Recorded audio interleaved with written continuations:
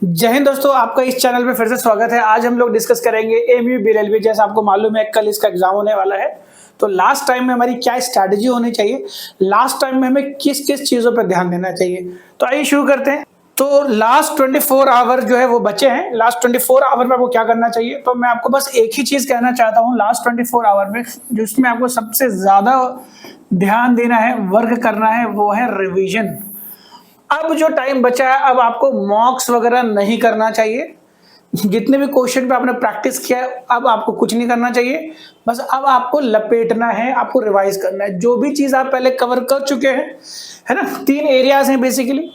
अब 3 एरियाज की अगर हम लोग बात करें तो सबसे इंपॉर्टेंट जो इसमें बनता है वो है इंग्लिश वाला पार्ट। अब बात करते हैं सर इंग्लिश वाले पार्ट में हमने कैसे।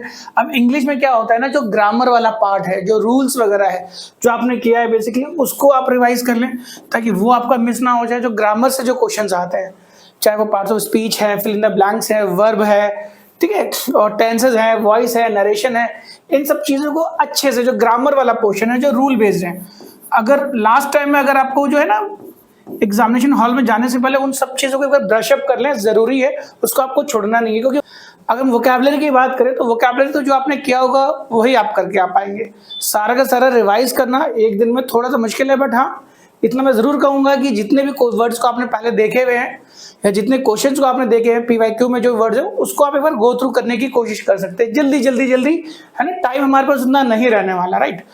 ये आप देख सकते हैं। फिर हम लोग बात करें जीएस के अंदर। जीएस के अंदर आपको एडवाइस करूंगा, सबसे ज्यादा जो पॉलिटी वाला जो पार्ट है, बेसिकली कॉन्स्टिट्यूशन वाला पार्ट हो गया, ठीक है, प्रेसिडेंट वाला पार्ट, पॉलिटी जो पूरा सब्जेक्ट है बेसिकली, इंपॉर्टेंट अमेंडमेंट्स हो सकते हैं उसके अंदर पार्लियामेंट हो सकता है, जुडिशरी हो सकता है। फिर हम बात करें कॉन्स्टिट्यूशन के important features, borrowing concept, fundamental rights, DPSP के इंपॉर्टेंट आर्टिकल्स, ये सब चीजें अच्छे से आप लोग उसको थोड़ा रिवाइज करें, देखें कि अच्छा ये हमें आता है या नहीं आता। तो ये करना बहुत जरूरी है।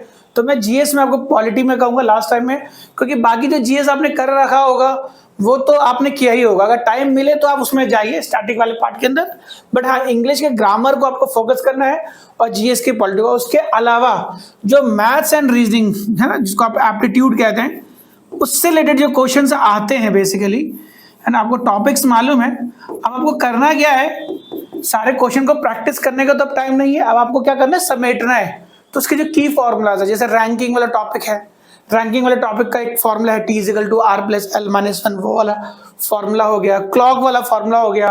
एंगल निकालने वाला एक फॉर्मूला होता है ना, 30h-11/2m करके, ऐसे कुछ फॉर्मूलाज होते हैं, कीज फॉर्मूलाज होते हैं, आपको पता होना चाहिए, राइट। जैसे कैलेंडर के अंदर कुछ फॉर्मूलाज होते हैं और डेज निकालने का कॉन्सेप्ट होता है, ये सारे कॉन्सेप्ट को आपको रिवाइज करना है। तो मैं आपको यही कहूंगा कि ये 24 घंटे जो है आपके पास, इस 24 घंटे में आपको 100% टाइम जो देना है वो रिवीजन में देना, और किसी चीज में नहीं देना। जैसा मैं आपको बताता चलूँ कि कल ये एग्जाम है, ये 4 PM पे होने वाला है, 4 PM to 6 PM, 2 घंटे का ये टाइम होगा। तो अभी से लेकर के जब भी आप ये लोग वीडियो देख रहे होंगे, तो कल मैं आपको ये एडवाइस करना चाहता हूँ कि सुबह 12 बजे तक, 12 PM तक आप जितना ज्यादा रिवाइज कर सकते हैं उतना ज्यादा रिवाइज करें। फिर एग्जामिनेशन हॉल की जो स्ट्रैटेजी है वो भी डिस्कस करेंगे। तो यानी मैं आपको ये कहना चाह रहा हूँ, अभी से लेकर जब से आप वीडियो देख रहे हैं, सिर्फ 12 बजे तक आपको रेगुलरली क्या करना है, सारी चीजों को आप रिवाइज करो। जितना ज्यादा आप रिवाइज कर सकते हो उतना ज्यादा फायदा है। भले ही आपने मॉक्स किया होगा तो आप उन मॉक्स के क्वेश्चंस को देख लो। तो हो सकता है पॉलिटी की अगर हम लोग बात करें तो इसका आपने 1 लाइनर्स लगाए हो सकता है आपने एमसीक्यूज प्रैक्टिस की हो सकता है मॉक के क्वेश्चंस आपने लगाए हो। तो उन सारे क्वेश्चन को आपको क्या करना है, रिवाइज करना है, देखना है कि कुछ हमारा छूट तो नहीं गया। मतलब अभी तक आपने जितना पढ़ा है उन सबको आपको समेटना है। जितना ज्यादा समेट सकते हो उतना ज्यादा अच्छा है। तो आपको 100% टाइम जो है यहाँ पर रिविजन पे देना है। तो कल 12 बजे के बाद आपको किताब वगैरह बंद कर देनी है और अपने ऊपर थोड़ा कॉन्फिडेंस रखना है। घबराने की जरूरत नहीं है, थोड़ा खुदा पे यकीन रखना है और डेफिनेटली होगा, व्हाई नॉट। अगर आपने सीरियसली दिल लगा के अपने पढ़ाई होगी तो कल जो है इसका आपको रिजल्ट मिलने वाला दिन है।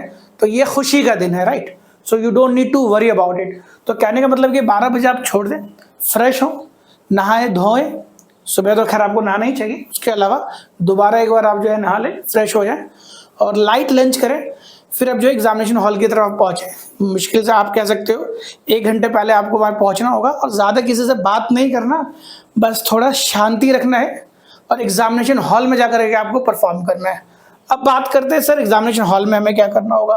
तो अगर हम एग्जामिनेशन हॉल की बात करें, जैसे टाइम, इस एग्जाम के अंदर आपको टाइम काफी ज्यादा मिलता है, राइट। 100 क्वेश्चंस होते हैं एंड 120 मिनट्स, काफी ज्यादा टाइम का मेरे ख्याल से दिक्कत नहीं होती, राइट। फिर भी आपको मैं यही कहना चाहूंगा कि आपको जो पेपर जो है राउंड्स में करना चाहिए, राइट।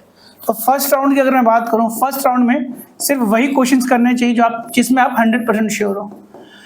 अब 100% श्योर की बात क्या कर सकते हो, जैसे अगर हम लोग बात करें जीएस की बात करें, तो सबसे पहले आपको जीएस के क्वेश्चंस करने चाहिए।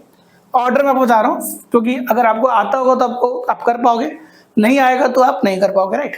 और फिर उसके बाद जो है आपको इंग्लिश की तरफ जाना चाहिए, राइट। अब इंग्लिश के अंदर जो ग्रामर वाले पार्ट है, अगर आपको रूल्स वगैरह आते होंगे तो कर पाओगे, वोकैबुलरी आपने पढ़ा होगा तो कर पाओगे, राइट। अगर नहीं आते तो आपको उसको छोड़ना, ज्यादा उसमें टाइम खर्च नहीं करना। उसके बाद जो है आपको रीजनिंग वाले जो टॉपिक्स हैं वो करने चाहिए, और लास्ट में आपको जो है बेसिकली एप्टीट्यूड देखना चाहिए। बट फिर भी मैं आपको एडवाइस करूंगा, जो पहला राउंड जो होगा बेसिकली फर्स्ट राउंड में आप एप्टीट्यूड वाले पार्ट को छोड़ दीजिए, क्योंकि हो सकता है उसके अंदर कैलकुलेशन करना पड़ जाए, टाइम खराब हो। अब जो सेकंड राउंड होगा, सेकंड राउंड के अंदर जो है जो रिमेनिंग क्वेश्चन आपको करना है कि जो 100% वाले जो क्वेश्चन है उसको आप जो है टिक कर लें, और जो क्वेश्चन नहीं आते उसमें तो उसको सर्कल कर लें। अब जो सेकंड राउंड में आप जाएंगे ना, तो वो सर्कल वाले क्वेश्चंस उसको आपको करना होगा, सर्कल वाले क्वेश्चंस को आप लोग अटेम्प्ट करें। और फिर ये जो एप्टीट्यूड वाले जो क्वेश्चंस है जो आपने नहीं छोड़ दिया था बाद में करने के लिए, उसको आप अटेम्प्ट करें, राइट। तो इस तरीके से आप क्या देखेंगे कि आपकी जो इफिशियंसी है वो मैक्सिमाइज हो जाएगी। तो 2 राउंड होते ही जो होंगे, आप जो है ओएमआर शीट जो है उसको फिल कर लें, फिर थर्ड राउंड की तरफ जाएं। थर्ड राउंड में तो वही है कि जो क्वेश्चंस आपको होता चला जाए, दोबारा देखें, माइंड पे स्ट्रेस डालें, जो क्वेश्चन होते चले जाएंगे उसमें जो है आप ओएमआर शीट साइमल्टेनियसली फिल करते चले जाना।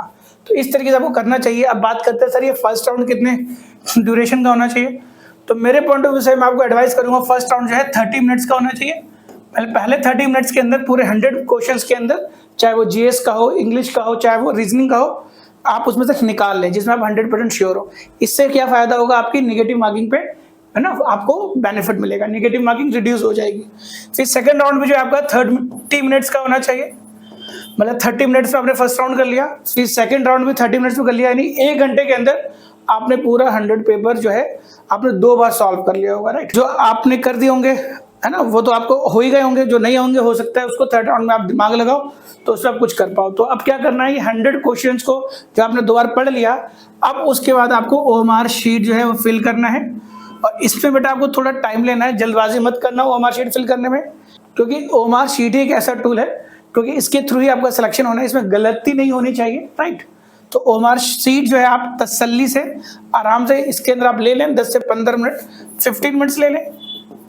अब जो आपका 45 मिनट जो बच गया उसको आराम से आप थर्ड राउंड में आप दे सकते हैं, क्वेश्चन करें।